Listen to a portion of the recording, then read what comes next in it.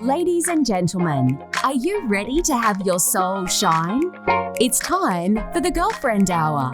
We're so happy to have you here, and we can't wait for you to meet our incredible guests. But first, please put your hands together for our wonderful host, the enigmatic Shar Moore.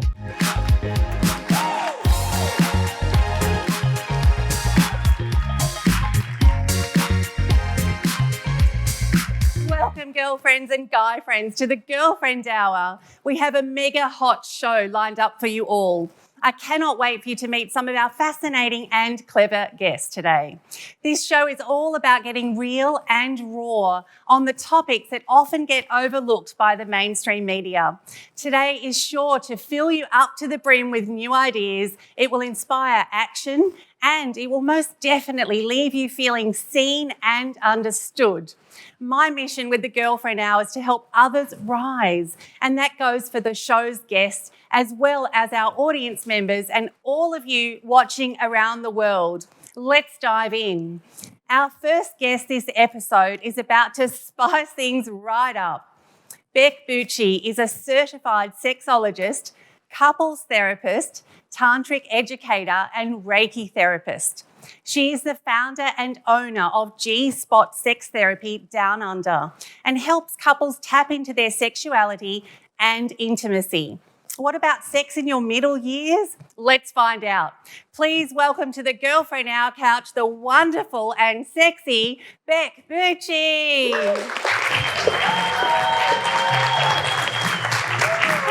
Hi, gorgeous one. How are you? Welcome to the show. Thank you. Oh, I promise sexy, and look at you, divine. Wow, look at all that. Look amazing. They're all here for you. Tell me about your journey becoming a sexologist. It's not something that I imagine is, it's not one of the courses that you line up at uni for or at school. So how did you start this journey? Well, it's pretty simple. More orgasms, really. We all want more of those. But I really started my journey really from a young age. So moving into the realms of working with people in therapy and different relationship situations. And that really led me on to the journey of becoming a sexologist and helping ladies express their sexuality, finding ways to enjoy more self-pleasure, and of course, finding the G-spot. Yes, absolutely. It's what it's all about. So what would people find surprising or unexpected about your work, Bec? I really think that it's the scope. So there's a lot of diversity in what we do. We don't just work with couples, but we also work with lots of different people. For example, I do specialise in working with paraplegics and quadriplegics on sexual rehabilitation. And I also work in the realms of teaching children about body autonomy and safety with the COBRA CAP child abduction prevention training that we do. Wow. It's very varied work. Yes. That's fantastic. And in your experience, what's the number one complaint that women going through their 40s and 50s when it comes to sex, what are they complaining about the most? Okay, is it time and all those normal things, or is it more than that? I think it's a combination. I like to call the 40s the naughty 40s. So this is really where things can start to go, a little bit unpredictable. We start to become a little bit premenopausal. We're moving into our menopausal years. But it's also a time when women can really step into their own sexuality. I loved turning 40 because I finally knew what it was to be a woman and express myself in that way. 50s, once again, I like to call the 50s that next stage in life where you can start to experiment a little bit more. Yeah. The children have left home, your relationship starts to mature. And if not, they've got their headphones in, let's face it, they're probably playing Xbox, so it's all good. Exactly. And I love my 40s and my 50s couples because, as you said, the kids are normally grown up, they're doing their own thing, and I get asked a lot to design sex rooms, which is actually part of the business now. So we're actually branching out and we're creating love nests and sacred spaces, and that's a load of fun. Oh, how exciting. Yeah. Now, look, sex can be quite a taboo topic. Do you find that it's hard for women to open up to you and talk to you about it? Usually by the time I have a couple or a woman who's sitting in front of me, they're at the point where they're like, something has to change.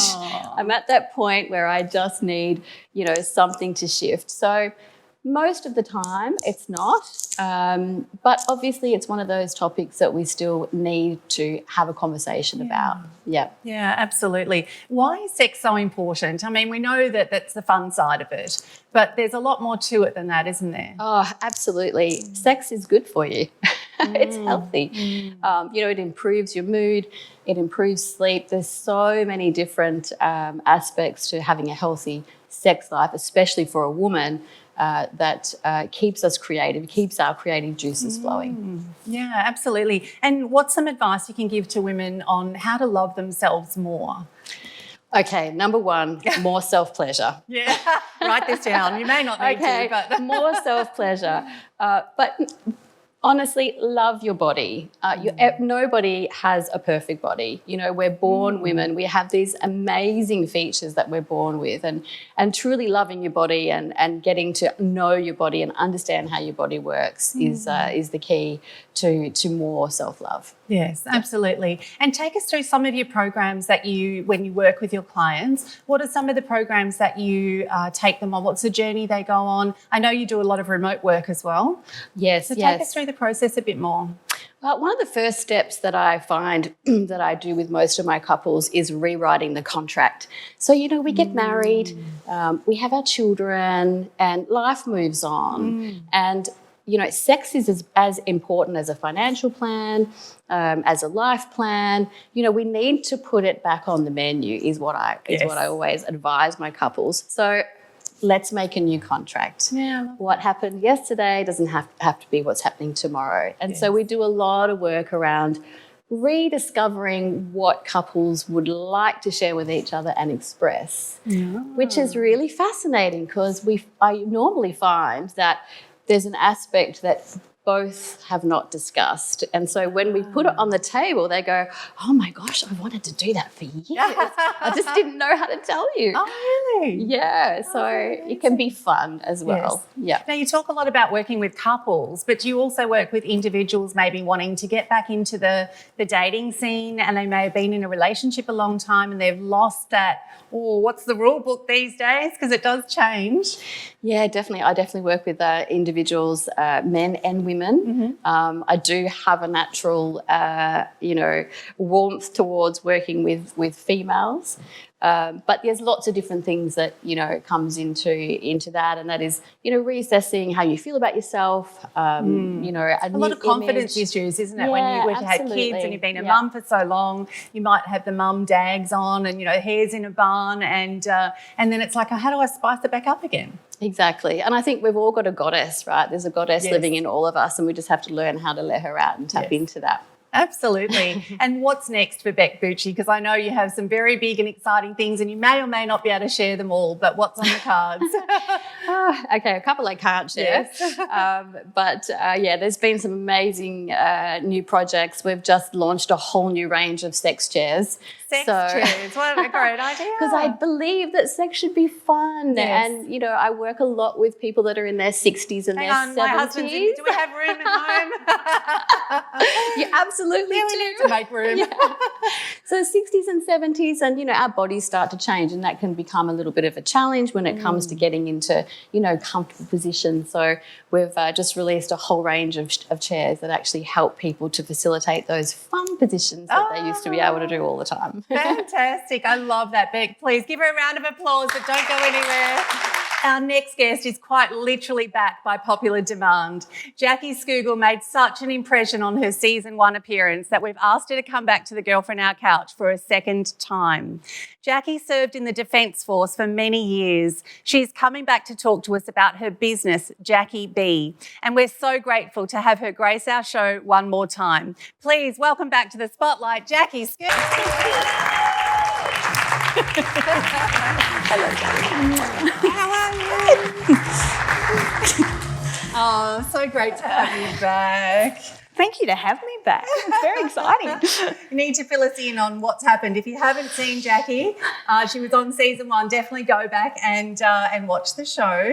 But what's been happening since you were here last time? I may have been featured in just a little magazine that's floating around the set somewhere, so for Vanessa's, but also world records. So we did extreme excellence world record for female entrepreneurs with Stacey Sargentson. So that was very exciting because you don't realise how many female entrepreneurs there are in the world that don't get a voice. So, yeah, that was extremely exciting. So now I can say I'm a world record holder. Oh, my gosh. Give her a round of applause. That's amazing. Wow, well done.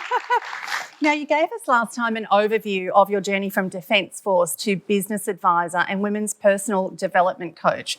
Take us through how you help businesses and as a transformational strategist as well, which is quite unique. I think so my background is obviously logistics in the Air Force, and a lot of it was to do with contracts, commercial management, which is very black and white. But the essence of that is relationships, because it's about commitment between one person and the other, not dissimilar to a marriage or a relationship. So what I tend to do with businesses, and because it's also very masculine and that masculine sort of mainstream leadership style, whereas I think it takes businesses to now look at it from more of a feminine leadership point of view and to really have people heard and to level up and expand that sort of what actually is business and how can we develop it a little bit further.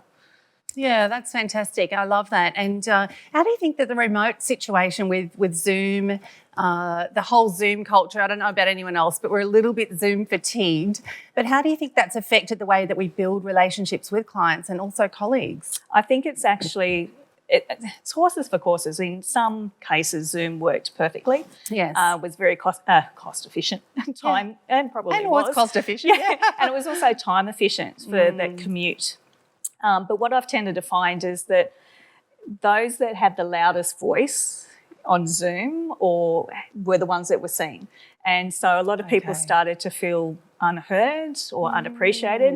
And if you're on Zoom and you can see, like, if you've got a million sort of, well, not a million, but a lot of faces, it's hard to be able to read some of the language and those. It's more those. So you don't really know how someone's feeling. No. Yes. And they feel a bit disconnected. I mean, it's great for having top looking great and pajamas very at the bottom. comfortable, but I think that disconnection, because some people just felt unheard. Yes, absolutely. And there can be sometimes that misunderstanding. It's even when I text my children, I get in trouble if I don't use emojis. Like, I'm not in the emoji era. Anyone else the same? It's like, Mum, are you angry with me? I'm like, why? Because you didn't use any emojis. I'm like, oh, God. So I can imagine from a Zoom perspective, because you can't see the full person and their energy and you've got this tiny little square screen, it may have affected some work relationships. Did you find that as well? It did. And then it also then had a transition back to the workplace. So when teams were coming back, it was that, I want to be in, I don't want to be in. Right. I want to be on Zoom, I don't want to be on Zoom. Yes. And then you can always sense it when someone switches their camera off. That's when you sort of sense something's going on in the background and they've disconnected. Withdrawn. Yeah. What are some of the biggest breakthroughs that you've experienced as a business owner? Never to count your chickens. I think I've gone to having sort of contracts in place that were multi-million dollars to suddenly have them with funding issues suddenly disappear and then going, okay, that was my 6-12 months planned out, now what? And I think it's sort of that resilience when your bank balance goes down and going, well, if I build it once, I can do it again, and just to back yourself. Yes. Yeah, great ideas. And, it is hard that when we're in a world at the moment that is quite unpredictable, there's so many things going on. And I guess we never actually controlled the world. But for some reason, people went into this pandemic shock of, I can't. And it's like, actually, you never could. So what were you thinking? So it really does come back to us truly living in the moment and enjoying this moment right here as we see it. 3 fabulous women doing great things. I had to include myself in that. Of course. But that's all we can control. It's all we ever could control, and it's making this memory matter. And it leads me to asking you about Jacqui B, your business, because I have had the honour of knowing this woman for many years and watched her grow. But I'd love you to take us through a little bit more about your journey with Jacqui B. It was being in a defence environment, very masculine. I started to lose myself, and I'm getting emotional. We have tissues this time. I know. I nearly used them last time.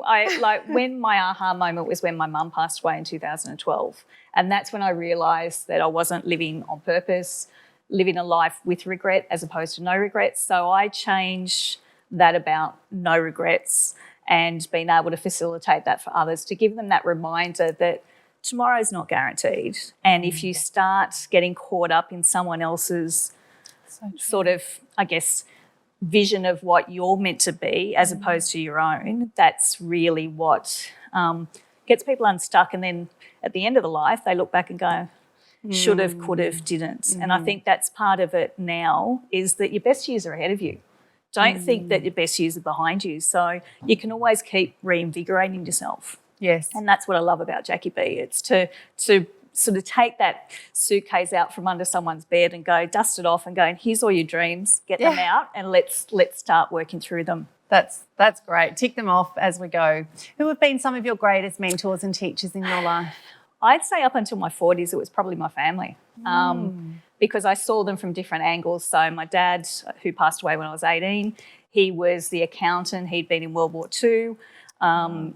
Met Mum at a blind date in Luna Park in Sydney, and migrated to Australia and did that. And sort of I learnt the resilience from him. Then I learnt the resilience from Mum when Dad passed away, because that was the same time when I joined the Air Force. And they were always givers. So, Dad was an entrepreneur, so he had great dreams. He set up football clubs. He set up Central Coast Masonic Club. So he always had a big vision that sort of kept me thinking big. And Mum was just that she was just the essence of a lady and being there for the family. And I think they were the two role models that probably up until my 40s. And then when they sort of passed away, that's when I looked at sort of mentors and business coaches to fill in the gaps, because you can't, it's like a village raises children. Yes. You can't do it all on your own. And I think that's the thing, as women, we tend to go, well, we're Wonder Women and we can do it all on our own. And once we realise need help, that's when that magic even blossoms further. And it's so okay, isn't it, to ask for help? Absolutely. And necessary. Yep. Yeah, absolutely. Give her a round of applause. She was amazing. Well done. Fantastic. Ladies, let's have a D&M.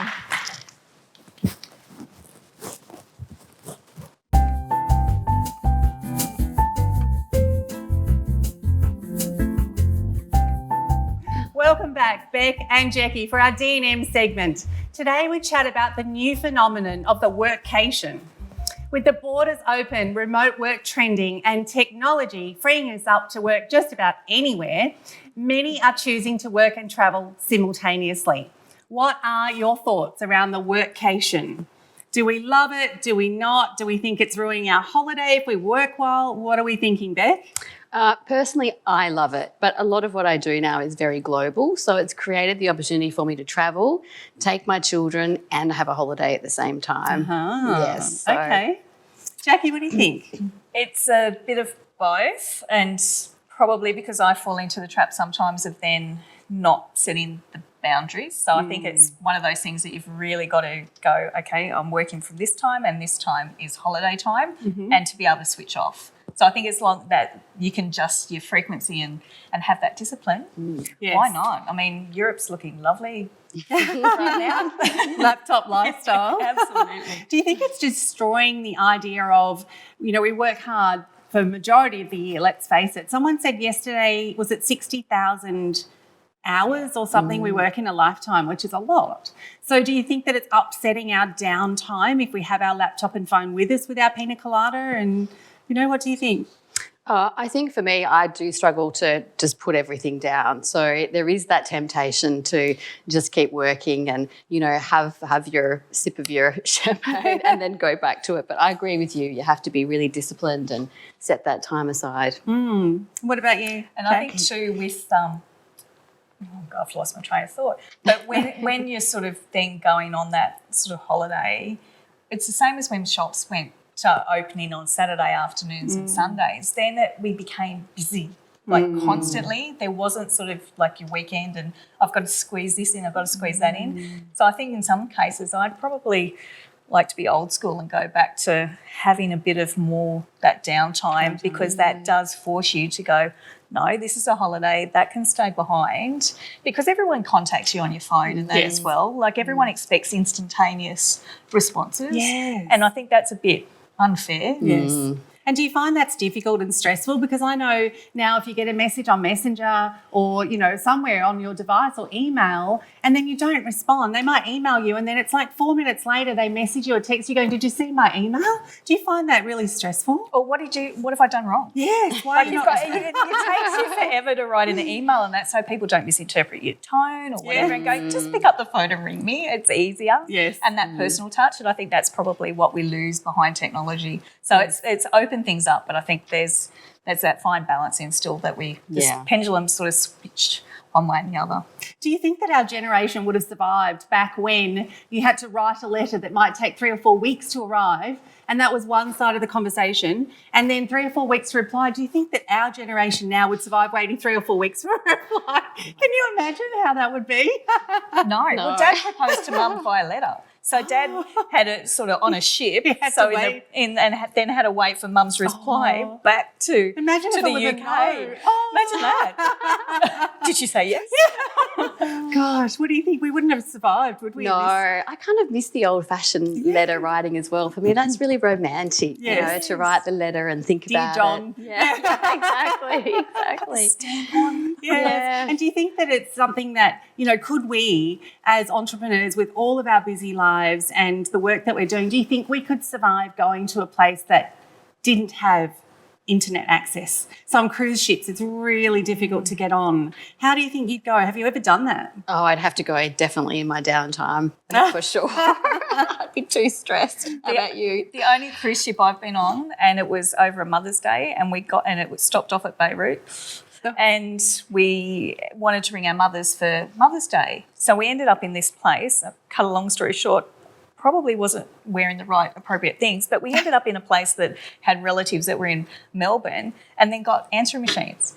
So we gone through all this thing and and you still couldn't do it because on the ship you just didn't have internet connection. Yeah, it is nice sometimes when I've only done it once or twice and walked out and left my phone at home, and I thought, you know what? The world won't stop. I'm going to leave it. But I did get back immediately without going to the bathroom, which I was quite urgently needing. I did go check my phone first and then went to the bathroom because we do have this detachment. So the workcation, I think we're up for discussion. Chat to us on our Facebook page or YouTube. Let us know what you think. If you've nailed the workcation and you've worked out a way to lock your devices in a safe while you go do your pina coladas and beach walks, let us know. If there's a formula that we need to know, because we'd love to copy yours.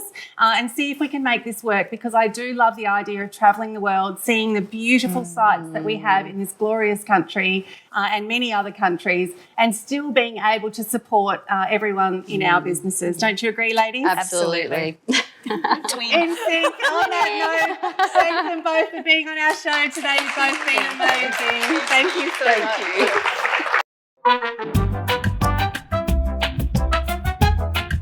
And now I would like to bring up my producer, Kelly, to play a wee little game we call Shar's Flower Garden. Yay!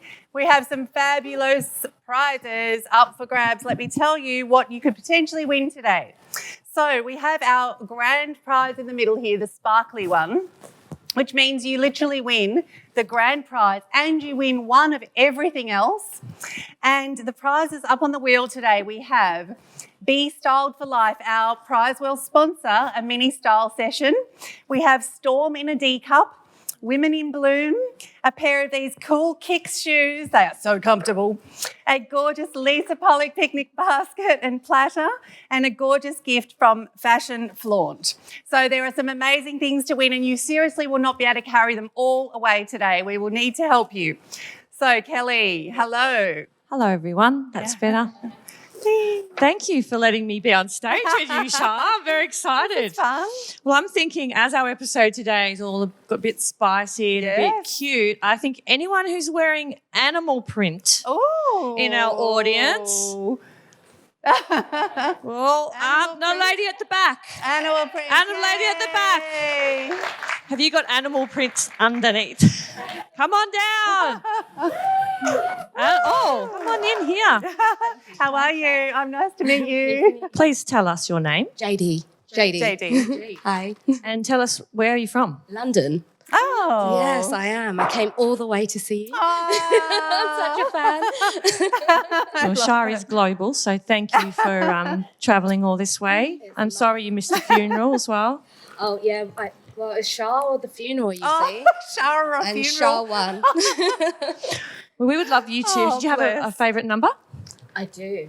I said it today. It's number 8. Number 8. Yes. 8, Oh, okay. I'll hold this for you. You spin. All right. Perfect. Wish me luck. Wish you luck for 8. Let's give it some energy. Number 8. Come on, number 8. Come on, number 8. Oh, Number 4. Oh, It's- 4. let's have another spin. Another spin? Yep. Let's have another chance. A little Go. bit more. A little Pick bit him more up. energy. Yeah. That's better. That's better, JD. Number 8. Come all the way from London. All the way from London, number 8. Yeah, the grand prize! Woo! Who knew? That's amazing. The wheel has a life of its own. You have won the grand prize, which literally means you have won everything. Congratulations. Oh my God. And one of everything else. Congratulations. My pleasure. I hope you have excess luggage. I do now. I do now. Buying another Shar. suitcase. Don't move. Don't Oh, move. our little angel Don't move. helpers. There's more. There's Wait. more. I used to be an air stewardess, so I know how to handle this. Oh, and you have contacts as well. Congratulations. And we'll be back right after this. Are you loving the Girlfriend Hour so far? We hope you've been inspired by the wonderful women you've seen sharing their stories. Do you have an inspiring story of your own to share? We're looking for magic just like yours. Be featured in Feminescence magazine and start your own exciting media journey. Join many other fabulous women who've been profiled in Feminescence magazine. Unlock access to an international audience, propel your career and expand your network. Make today the day you back yourself. What are you waiting for? Visit feminescence.com.au to find out more. Our next guest brings new meaning to the term overachiever. She started her first business at the tender age of 12 and has founded 17 businesses since across Australia, USA, Hong Kong and China. I mean, talk about a powerhouse. Her name is Vanessa Garrard. She is a mother to 4 children and a serial entrepreneur. And wow, I cannot wait to hear more. Please help me welcome Vanessa to the Girlfriend Hour. Woo! Hello. How are you? Thank you for coming onto our show. Thanks for having me. This is amazing. Oh my gosh, I don't even know where to start. So many questions for you. You've clearly been an entrepreneur from a very, very young age. Where did this drive come from? Look, I think I had a pretty tumultuous upbringing. So I went to 11 different schools. Mum and Dad moved a lot. You know, they lost their house when the interest rates went to 19%. You know, they worked a lot of jobs. So they were good workers, but they never really had the stability for us as kids, right? So I guess when you really unpack it, it came from a sense of wanting to have that stability and that control. So I think that's probably where the thing of having my own businesses and my own little empire came from. So I don't think I naturally saw it as entrepreneurialism or an entrepreneurial journey, but it kind of led into that. Now, I've started maybe 5 businesses in 20 years. You've started 17. It takes so much courage to start a business, let alone 17. Where did this fearlessness come from and how do we all get some? It's certainly not fearless. Crazy, maybe. Crazy.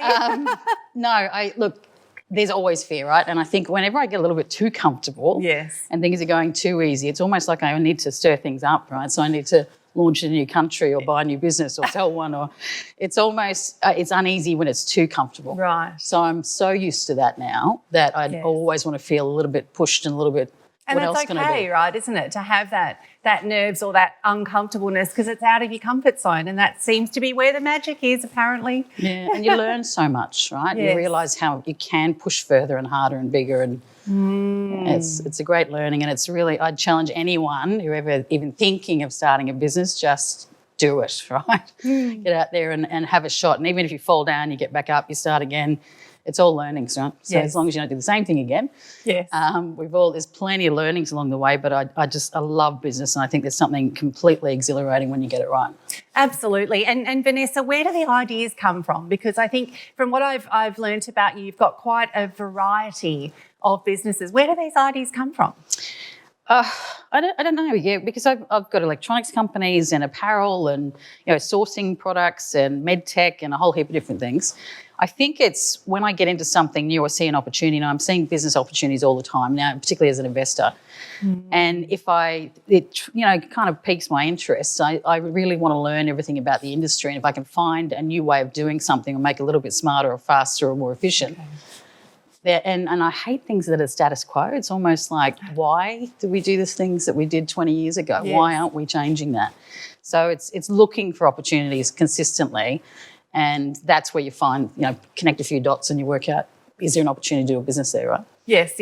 And it is about changing that. And we had this chat earlier. It's, even with starting this show, there's so many TV shows that have been done and are out there, but they hadn't been done in this way. And it's not that they're not great and that people don't love them. They do. But why can't we do something like this with everyday celebrities rather than actual celebrities all the time? Because there's some great conversations that we're technically missing out on by not doing it. So I'm very much like that in that way of, and if it doesn't work, it doesn't work. But it seems to be doing okay in its early days. And, it's about giving it a go, isn't it? So if you're out there listening to this at home, Vanessa's sort of giving you that permission, start something, just do it. Yeah, and I think kudos to you for this, right? Thank you. I think as a woman in business, there's not enough Aussie women voices out there, and we need to be talking more, and this is a great Indian. opportunity. Hello, darling. But anyway, I'm here now. Not just American voices, right? or male. Absolutely. To be fair, it's how do we talk? We talk the same language. We think very differently.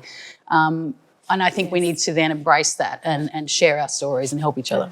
Absolutely. And you had 4 kids under 6 when you took your electronics business into the US. 4 kids under 6. I'll say that again. I know the audience are going, she did what now? Take us through that journey, and how did you juggle that? Oh, look, do you look back now and go, I did what? I say that to my husband all the time. I don't know how we did it some days, but there were days that everything went exactly to plan. There's days that it goes to shit, what right? Plan? So it's, but I love the chaos of it. Yes. And I love that in terms of having control in business and things, the home isn't, right? So there's always something funny, and there's a lot of noise, and, there's news somewhere and someone's happy and someone's sad, and so you're always fixing problems, and, there's 3 kids are good and one isn't, and, so it's I love it. I love it. There's something magic about being a mum and business and being able to do both. How were you able to work out a plan that allowed you to launch this business into the US and do that? Did you have systems with you and your husband? Everyone had their things to do, but dealing with little kids, they don't listen to a system. I don't think older kids listen to a system, by the way, but certainly not little kids.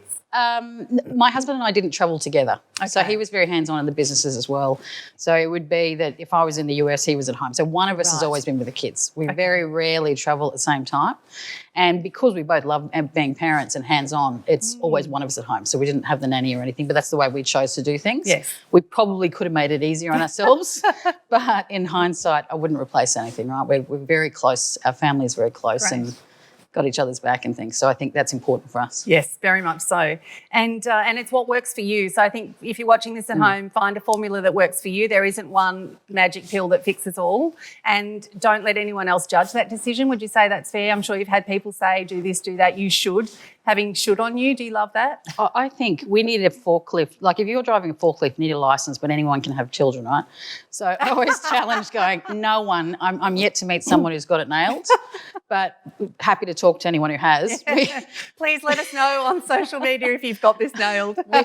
And you got it right one day and the next you don't, right? So we're continuously learning. Yes, absolutely, definitely. Now, you're helping fund other female founders as you've experienced firsthand how challenging it was to raising capital. Tell us more about how you found success-seeking investors. Look, I think this is where I believe very much in a tribe, and particularly women in business working together and helping each other and supporting each other through the challenges and the good times, the bad times, whatever. I actually had I remember having a challenge with a competitor at one point. It got really messy. And she said to me, we happened to be in Singapore, we're travelling on a conference, and she said, why don't you just buy them? I went, what? And they were much bigger, right? And I thought, no, I can't. And she's like, what? Why? I'm like, and I sat there and we having a Singapore sing, and I thought, why don't I? And that was just enough, that one conversation, that question to say, why not? And then it was just make it happen, right? So a good pitch, and I would sell, and I'm happy to help anyone with pitches. I see so many of them, and I invest in, but I also mentor and I work in some incubators and things to actually help entrepreneurs. And I work with, Google startups and all sorts of things with kids in that entrepreneurship and women in business. And I think we now need to, you can show, and there is actually a method, right, in terms of how you do a pitch deck, and there's 10 slides and that's it. You nail that. But you need to know why you're doing it, how you're going to spend the money, how much you actually need. I get a lot of people who say they need money and they can't articulate how much, and they can't articulate what they're going to spend it on. Yeah, so you won't get money, right? Because what are they giving it to you for? Yes. And it's not to sit in the bank. Is that going to get you growth? Is that going to get you into another country? Is it going to give you the opportunity to acquire something or, a new product suite? Whatever that is, you need to be really clear with how that's being spent. And I don't think anyone will have a problem raising capital. There's so much money out there. You just need to be able to pitch right and believe in what you're doing. My husband's writing all this down, right? Absolutely. And Vanessa, do you think that there are some businesses out there who may use the excuse of not having funding to not make some bigger decisions in their own business? Have you found that? Absolutely. That's a crutch. Absolutely. And every business that fails says, we didn't have enough time or enough money. And it usually comes down to cash, and that's the wrong reason, right? Because there is cash out there. Yes. And the banks are throwing money at businesses. Yes. You can use debt, and you can use, investors, and, even invoice financing. There's so many ways to actually fund a business nowadays, and it's so much easier than it was 20, 30 years ago when I started. So that shouldn't be the reason. And I think it's then, and a lot of time it is about knowing what that avenue is and those connections. But most entrepreneurs will help you in terms of if you ask them for advice or some help. And so I'd encourage you to talk to someone, or even if there's someone you want to talk to on LinkedIn or something, look through your network. Someone usually knows someone, right? So it's talking to them and say, hey, could you put me in, connection with this one, or could you do a warm intro, or can I have a coffee with you? And most people are willing to help, right? Yes, absolutely. One of my big bugbears when I mentored for a brief period was that anyone can start a business. Like you said earlier, anyone can have a child, but you need a license to drive a forklift. You can just register an ABN and start a business, but where is this knowledge? No one's teaching business owners. They don't even teach you how to set up a company correctly. Where is this knowledge? It's not out there teaching you that you can have all of these strategies for funding. So businesses technically shouldn't fail unless it's a bad product or service. That's right. It technically shouldn't fail. So do you find that frustrating that there is no knowledge out there? It's not taught in schools and in university maybe, but not in schools. Yeah, and there's a couple of programs I'm working with to help with, education for entrepreneurship. And that's important to me because and to this day, I must see at least a couple of times a week people coming to me with businesses that have got no cash flow. There's no projections. They don't know how much money's in the bank, or they know what's in the bank, but they don't know what that's going to, bills that are coming up. So, and I think that's a 101, right? Yes. Is cash flow and understanding that. But a lot of businesses don't, and they can't tell you what they need for working capital. They can't tell you exactly how much it takes to run their business, what's the actual cost of their product. So there's a whole heap of things there. What's margin, right? You say to someone, I was in a very big, girlfriend of mine's got a $50 million business now, but a few years back she'd hit a stumble, and she was telling me what her margin was, and it turned out it wasn't. It was markup, right? So she was actually losing money. So it was sitting down and actually explaining that, but her business turned around really quickly then, within 12 months to be profitable. She understood it. Yeah, and it was that, right? It was just that conversation and saying, here's a template, use this. Correct. Yeah, correct. So we need people like you out there. Now, you do some amazing work with Brave Hearts. Please take us through. For those that don't know Brave Hearts that might be watching from overseas, tell us a bit about them and your work with them, please. That's one thing I really love. And if I tear up... We have tissues this season. We're prepared. Sorry. I apologise. So Brave Hearts is the leading Australian organisation to protect children against child sexual abuse. So the reason I joined was to see how I can use my skill set in terms of business and things to actually make that more impactful and help more kids, and especially being a mum of 4. But the stats are incredible. There's still 1 in 5 kids by the time they're 18 will be in some form of child sexual abuse. And that's ridiculous, right? So anything we can do to help in terms of raising awareness, and it's not the things that you used to be worried about, the guys, giving lollies down the street, and it's not that stuff anymore. It's kids are offending on kids, and there's things on the internet and social media, and it's just incredible how staggering, how far and wide it reaches. And it's not about gender, it's not about, age, it's not about, where you're living or how much money your family has or any of that. It goes across all demographics. Doesn't discriminate. Yeah. So it's something that I'm incredibly proud to be a part of, and I can't thank the people within that organisation enough for all the work they do. Sorry. Don't apologise. Mm-hmm. Wow. There's some water there if you need to sit. Wow. It's important work, and there are a lot of organisations out there that need our support, and I'm really grateful that you've shared a bit about Brave Hearts. For those that don't know about it, you can definitely look it up, and we can pop a link in this episode as well, so you can support in any way you can. Thank you. Vanessa, what's been the best advice you've ever received? Lots, because I always ask. Tell us a few, because I'm sure there's people at home taking notes. I think, what was probably the most profound thing was someone said to me that everyone is replaceable.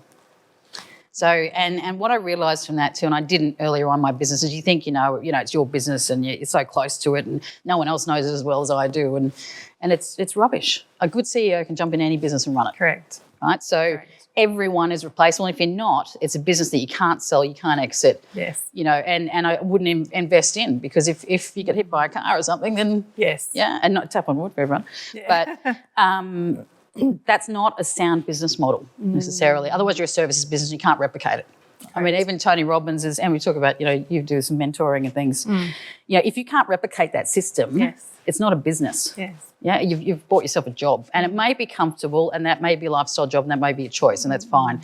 But if it is something you want to scale up and you want to impact a lot of people, then you need systems, or you need a product base within that. Even if it is coaching or mentoring, is what is the product that someone else could actually teach for you, even if your brand's on it. So I think that's probably irreplaceable. I think the other thing is just get in and do it. Don't overthink it, because you'll never, and if you're doing business right or even life, is we continually learn, right?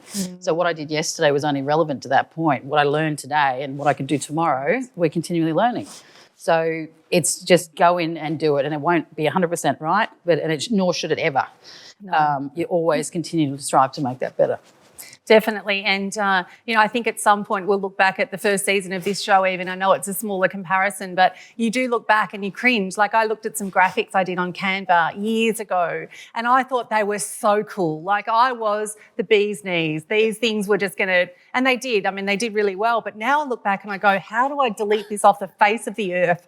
Did I really put my name? Like, oh my God, that's not me. It's not me. And it is an evolution. But at the time, that was all I knew. It was the best I knew, and it worked. And so as they say, you can't steer a parked car. And you're saying just get out there and do it. So great advice from Vanessa. If you're watching this at home and you're in business or wanting to start a business, just start. Get out of the driveway, and as you start to navigate, some people will come into your life, or you can find people that will help you. But don't sit with the ideas, because do you find this as well, that there's some people that they plan to plan, they're students of life and they never actually leave the driveway, but they've got some great ideas. Do you find that really frustrating? It's just start, please. Yeah, and you find then, and that they may not be the CEO material, right? No. It might actually be they're an innovator and they could sell that idea, and there are a lot of people like that, and I meet them, and the advice might be, why don't you license that idea out? Yes. Because if you had the passion to do it, you would have done it at 1 a.m. Yeah, that's right. So if you've been talking about it 3 years and haven't done anything, you're probably not going to. Yes. Right? And you probably shouldn't. So maybe sell that idea to somebody else. Yes, yeah, definitely, because I'm sure there's lots of you out there, and I know there's a few in the audience who email their lawyers or their team at 1 a.m, because that's when my ideas come, and so why aren't they awake? Because this is when we're going to make it happen. Yeah, absolutely. And there's others, as you said, they've got the great idea, they've been gifted with that, just send it out to the world so it can still happen. So if I was asked you to ask you what's next for Vanessa Garrard, what would you say?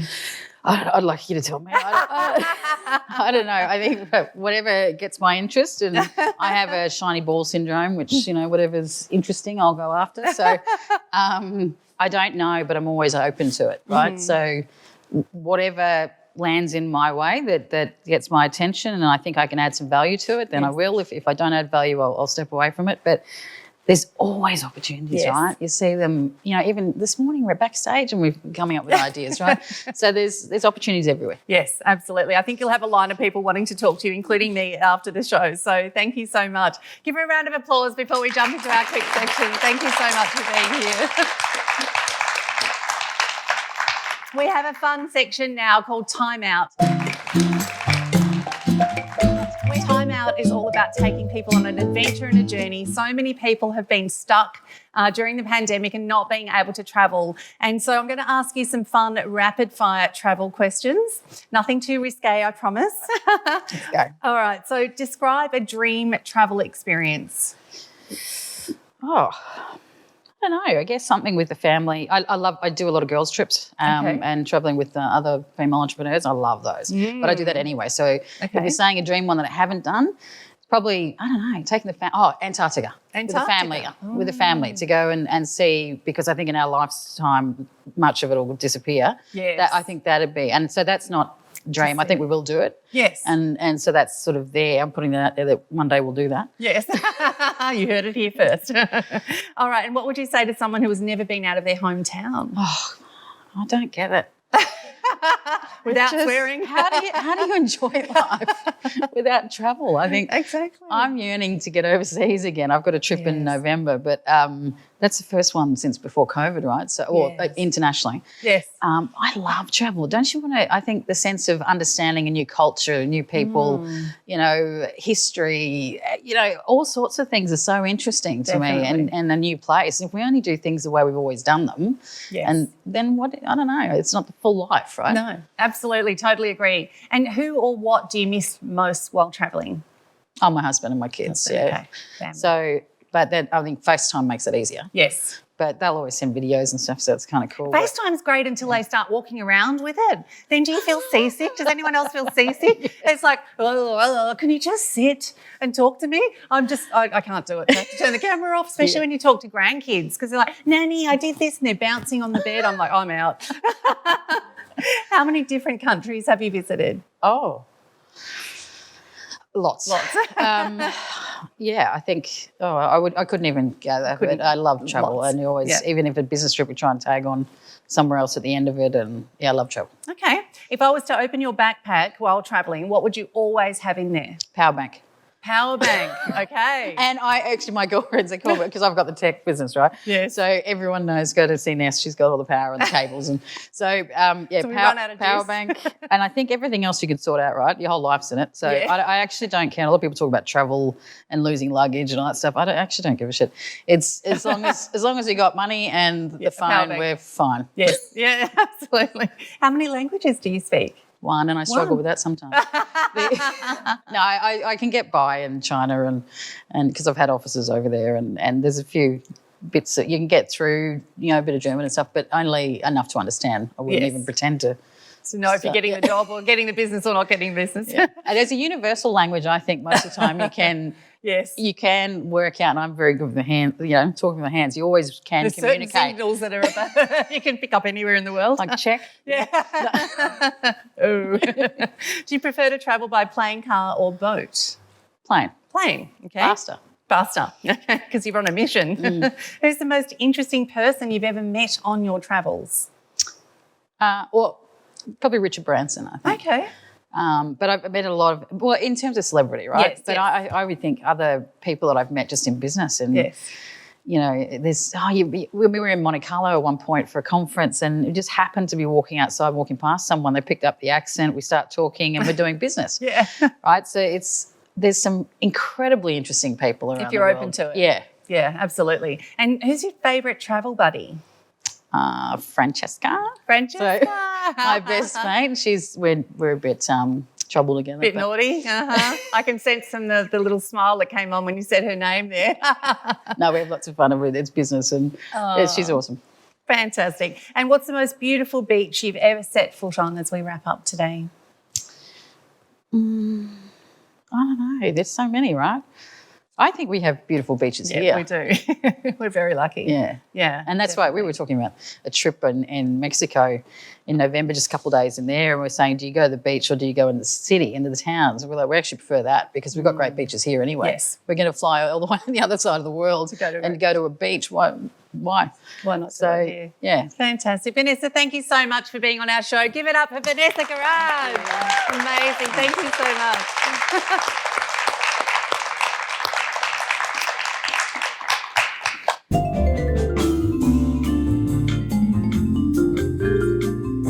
I'm thrilled to invite our next guest to the couch.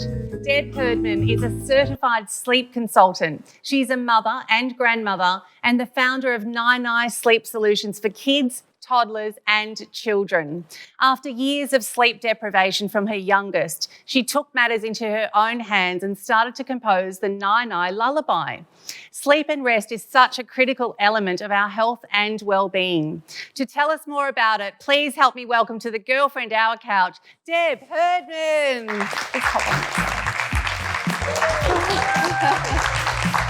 Hi, Shar.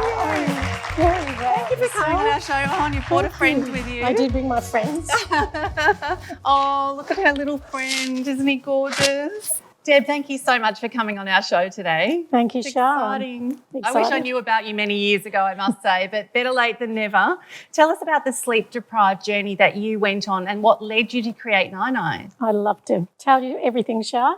Started about 2000 and I decided that I wanted to have another baby.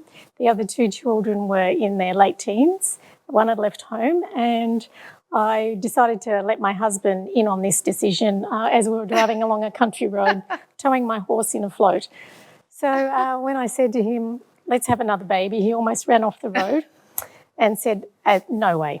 So it took a little bit of cajoling and eventually he came around and that baby took 5 years to make. So I tried IVF, tried everything, and I was determined that I wanted another baby. And when that baby arrived, as gorgeous as he was my problem sleeper. So the other two were sleeping by 6 weeks. Oh. And this one was catnapping all day and up half the night, every night for quite a long time. That's quite taxing on as parents as well, but also the others in the house. And so the power of music and cognitive therapy for sleep, it's not just for newborns, but can be effective for all ages. I could actually probably use it as well, right? It's not just for babies. So tell us more about that. So when I went on that journey of trying to help him sleep, nothing was helping. I tried white noise, I tried music, but nothing helped. And then when I decided to teach myself piano, I composed this amazing lullaby, the Nigh Nigh lullaby, which is very different from everything else that's out there, and discovered music is the most amazing, powerful tool for helping you calm your mind because of all those hormones that it produces. And the cognitive behavioural therapy is the gold standard of helping people sleep better. So combining those two things is extremely powerful. Yeah, I could imagine, and I can't wait to hear it actually. And how does sleep deprivation affect us? Look, most people just think, oh, I've got a sleep problem, I'm having a bad day, but I'll try and sleep tonight. But the research is really clear. It really does affect your mind and your physical body. So what we know is that depression, anxiety, and cancers, lots of things, cardiovascular disease, diabetes can all stem back to inadequate sleep. Really? And what are some things as adults that we could all do? So if you're watching at home and, you're having trouble sleeping, what's some advice you could give everyone, Deb? Look, one of the best things you can do, particularly if you're a person that finds it hard to fall asleep, is to go out in the morning and get some early morning sunlight. Okay. So even if the sun's not shining, just some early morning light, if you can combine some light exercise with that, it helps to get your circadian rhythm back on track. So it's very simple and it's cheap, it's effective. That's great. And be careful about those stimulants that you might be taking, like caffeine and caffeinated drinks, even smoking, they're all stimulants. So definitely be careful about those. And you created something really for your own needs and your own family, but when did you realise that this was actually a solution for other people? When I sat down and composed the music and tried it out on Tyler, it was an amazing response. And straight away in that first week, I had the concept for the bear to help ease that anxiety around the little ones going to sleep. So they dress him in his PJs. So cute. And he plays peekaboo and gives them cuddles. And then really I thought that this is producing some amazing stuff for my child. I wonder how it would go for other people's children. And I did a lot of research and tested it out on, lots of children, and every parent came back and said, this is amazing. And what's some of the results and success stories you've had? Because I'm sure you've had quite a few people going, thank you, I can now sleep. But tell us about those. Every story is an amazing journey for somebody, whether they're a parent or a teenager or an adult. They're all, special, looking for something to help change the way they're dealing with their life. But one particular story was a young mum that had a toddler that had slept 5 days in her whole life. She was 15 months old. Oh my gosh. And the parents were absolutely beside themselves. They'd read all the books for starters. They'd Googled everything. They'd tried everything. They'd been to sleep specialists, paediatricians, maternal child health nurse. Nothing would help them. They absolutely hated getting this little one ready for bed. They no longer slept together. There was no sex happening in that household. And there were no more children ever going to happen. And, the amazing thing is that was before I even started becoming a sleep practitioner. So I didn't consult at all. I met this lady. She was a nurse. My background is nursing. And I said to her, try this music. So it was literally 2 days before she went overseas. She went over on the plane with the toddler. The toddler screamed the whole way. She got out some Phenergan and gave her a dose of Phenergan to calm her down and calm everybody down, and played the music while she was overseas, came back on the plane, and the child slept for 10 hours straight. My gosh. It's really an amazing piece of music. That is fantastic. Deb, I just want to thank you for coming on our show today. And if you have a toddler or you yourself are struggling to sleep, definitely get in touch with Deb. She is also a sleep practitioner, but also created Nigh Nigh. So thank you so much for coming on our show. Give her a round of applause. Thank you, That's amazing. Thank you. What a great product. And this segment was proudly sponsored by the Lone Suite. Well, that's it for another power-packed episode. What a wonderful group of inspirational women we had with us today. Don't you agree? We certainly covered some fertile ground, from sex therapy to business transformation and the importance of quality sleep. I hope you've all got some great ideas that you can start to apply to your own lives. Thank you to Liz Clift International for dressing me, Kicks for giving me these super cool shoes to wear, Feminescence Magazine, Be Styled for Life, and each and every one of you for loving our show. I truly hope that we have all been worthy of your time. Until next time on The Girlfriend Hour. Woo!